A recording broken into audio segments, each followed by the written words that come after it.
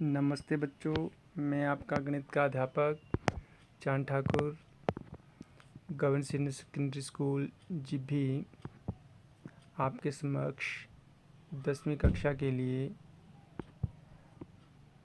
छठे अध्याय से प्रश्नावली 6.3 का भाग 4 लेकर उपस्थित हुआ हूँ।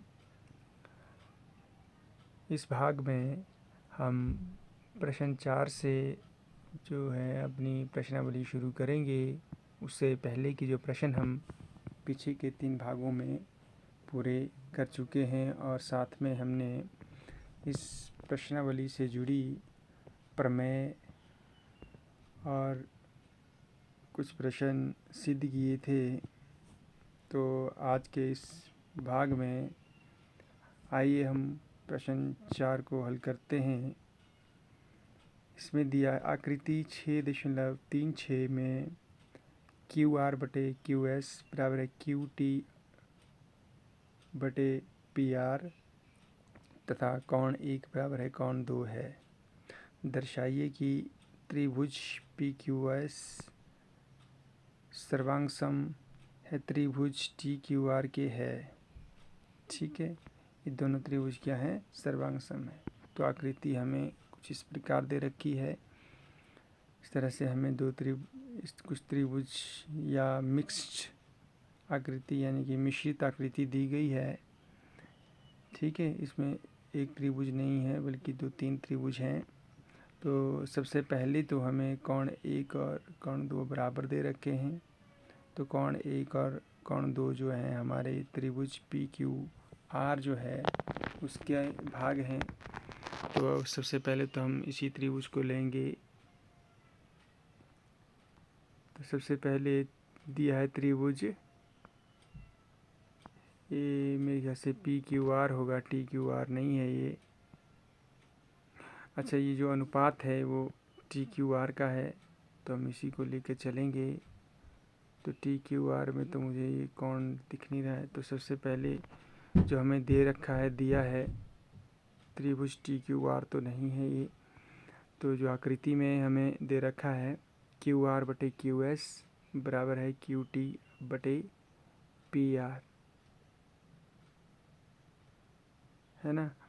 तो ये सिंगल त्रिभुज की बात नहीं कर रहे हैं, ये पूरी आकृति की बात कर रहे हैं। तो इसको टी क्यू आर ना लिखें। सिद्ध क्या करना है हमें? त्रिभुज पी क्यू एस सर्वांग सम है त्रिभुज टी क्यू आर के, ये हमें सिद्ध करना है। प्रमाण शुरू करते हैं। तो सबसे पहले हम त्रिभुज पी क्यू आर हम लेंगे। तो त्रिभुज पी क्यू आर में हमें जो कोण 1 है कोण 2 के बराबर दिया हुआ है। तो अगर कोण 1 और कोण 2 बराबर हैं तो अब देखिए कोण 1 की जो सम्मुख भुजा है वो क्या होगी? P R.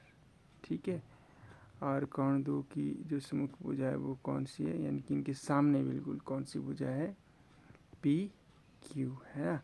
क्योंकि जो पी आर और क्यू आर है वो दो तो कोण बना रही है यार, है ना, कोण 2 बना रही है। तो इसके सामने जो भुजा रह गई वो है पी क्यू। यानी कि हम कहेंगे कोण 1 के सामने कौन सी भुजा है? P R. तो पी आर किसके बराबर है? पी क्यू के बराबर, क्योंकि जो कोण 2 के सामने जो भुजा है वो है पी क्यू, है ना। तो बराबर कोणों की सम्मुख भुजाएं क्या होती हैं?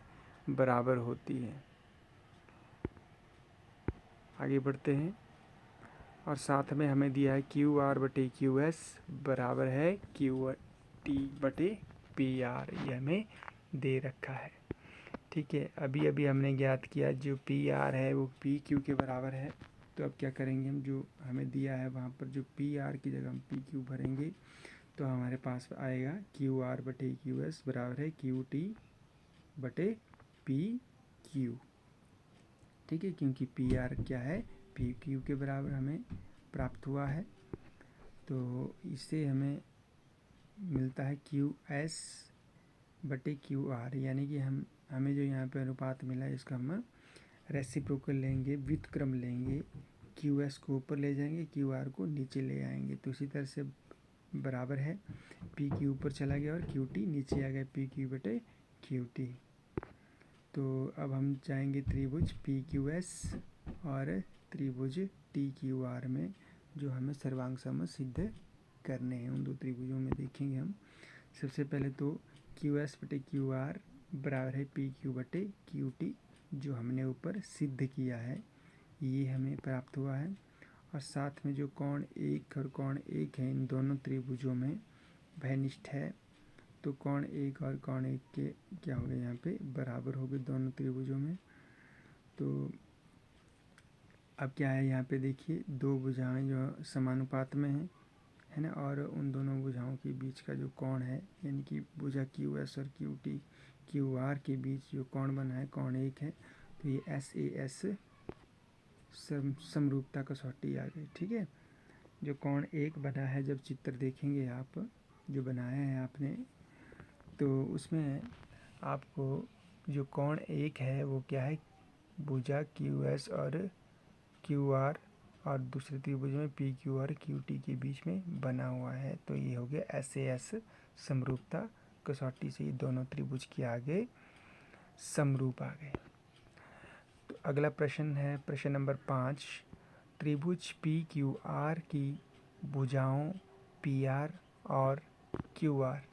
तो ये कह रहा है कि जो त्रिभुज पी क्यू आर आपको दे रखा है, उसमें जो भुजाएं पी आर और क्यू आर हैं पर क्रमशः बिंदु एस और टी इस प्रकार स्थित है। क्रमशः मतलब पी आर पे बिंदु एस है और क्यू आर पे टी बिंदु दिया गया है। इस प्रकार स्थित हैं कि कोण पी बराबर है कोण आर टी एस है। जो कोण पी हमें वहाँ पे दिया हो वो आर टी एस के बराबर है। दर्शाइए कि त्रिभुज आर पी क्यू सर्वांग सम त्रिभुज आर टी एस है। ठीक है, ये जो चिन्ह है ये सर्वांग सम का चिन्ह होता है। तो अब यहाँ पे जो त्रिभुज पी क्यू आर दे रखा है, देखिए जो बड़ा त्रिभुज है यहाँ पे पी क्यू आर है ना, ये छेद बिंदु देखेंगे आप, तो ये जो पी क्यू आर ये बड़ा त्रिभुज है।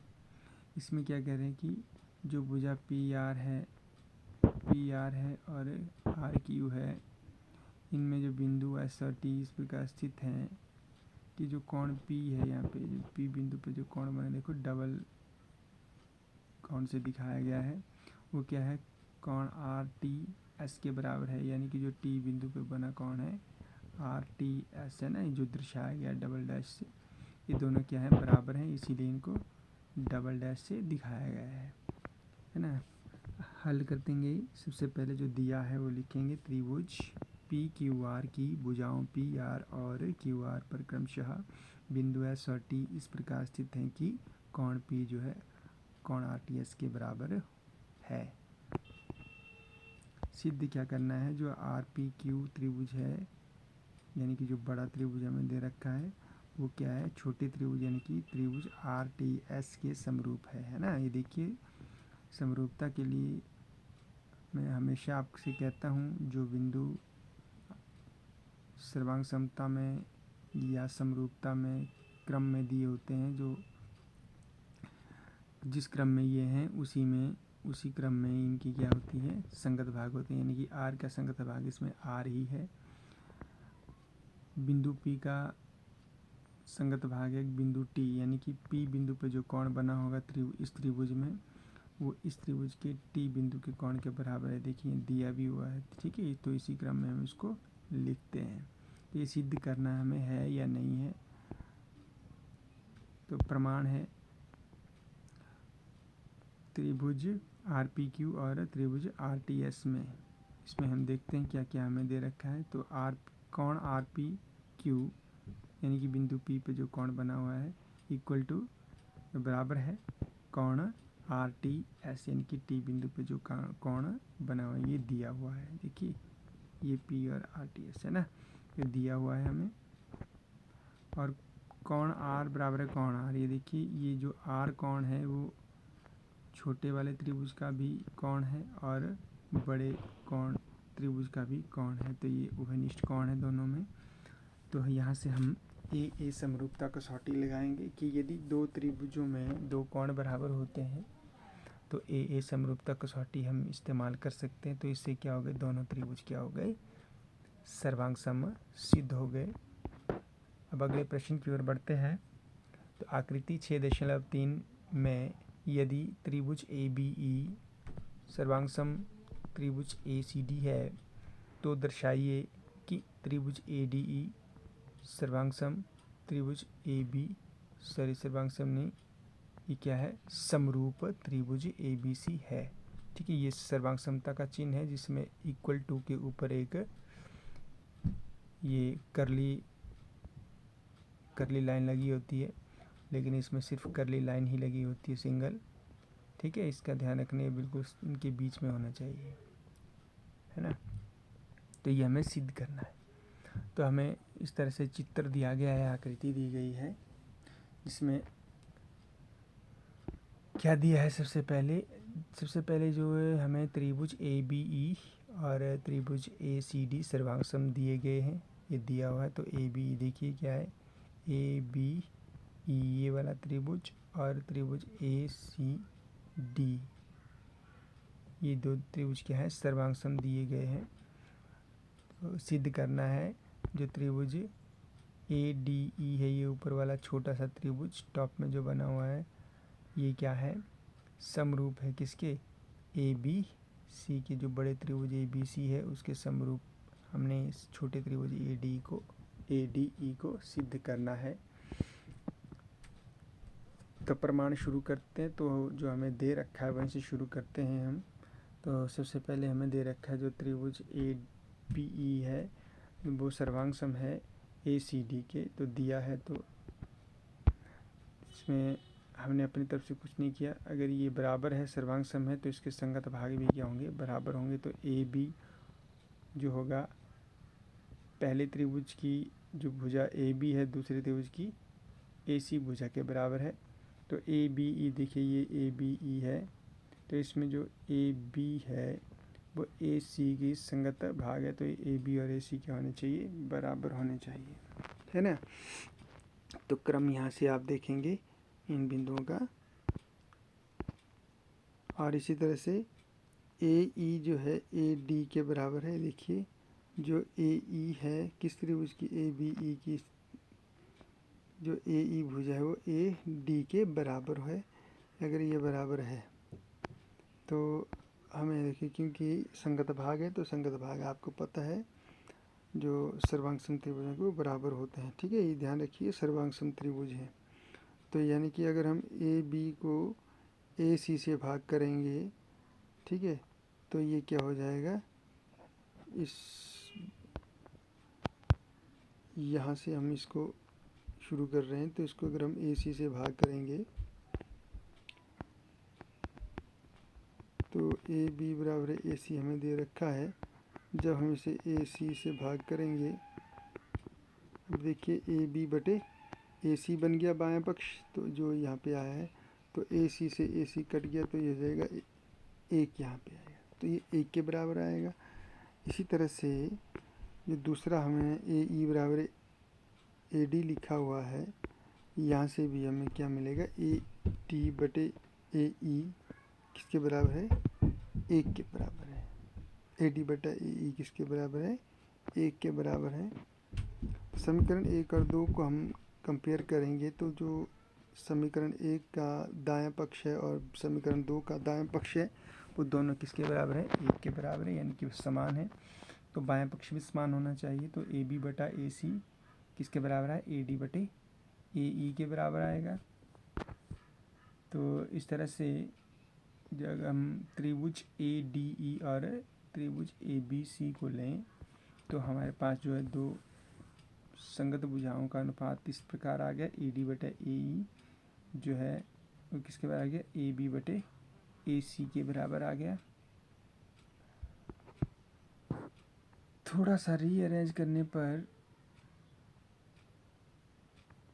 हमें क्या मिला, ए बी बटे ए डी बटे ए बी किसके बराबर आ गया, ए ई बटे ए सी के बराबर है। ठीक है, यानी कि यदि हम देखें ए डी बटे ए बी है ना, यानी कि छोटे त्रिभुज की भुजा और बड़े त्रिभुज की भुजा का अनुपात, उसी तरह से छोटे त्रिभुज की भुजा है ए ई और बड़े त्रिभुज की भुजा है ए सी, इनका अनुपात क्या है, बराबर है। तो दो त्रिभुजों में दो भुजाओं संगत भुजाओं का अनुपात समान है और साथ में देखिए जो कोण ए है वो इन दोनों का साझा कोण है, यानी कि उभयनिष्ठ कोण बोलते हैं इसे। तो इस तरह से हमारे पास SAS है ना। तो दो भुजाएं जो आपको दे रखी हैं, मैंने आपको हमेशा समरूपता कसौटी के लिए आपको बताया है कि जो दो भुजाएं हैं वो देखिए AD दी है और दूसरी तरफ आपको AE दी है, ठीक है। और जो कोण ए है देखो जो दिया बराबर दिया है वो क्या है, इन दोनों भुजाओं के बीच का कोण है। तो क्रम क्या हो गया, SAS का क्रम हो गया ना, SAS का क्रम हो गया आपके पास। तो यहाँ पे SAS समरूपता कसौटी से हमें क्या प्राप्त हुआ कि जो दो त्रिभुज है ADE और ABC ये क्या है, समरूप सिद्ध हुए। इसी के साथ आज की वीडियो यहीं पे समाप्त करते हैं। धन्यवाद।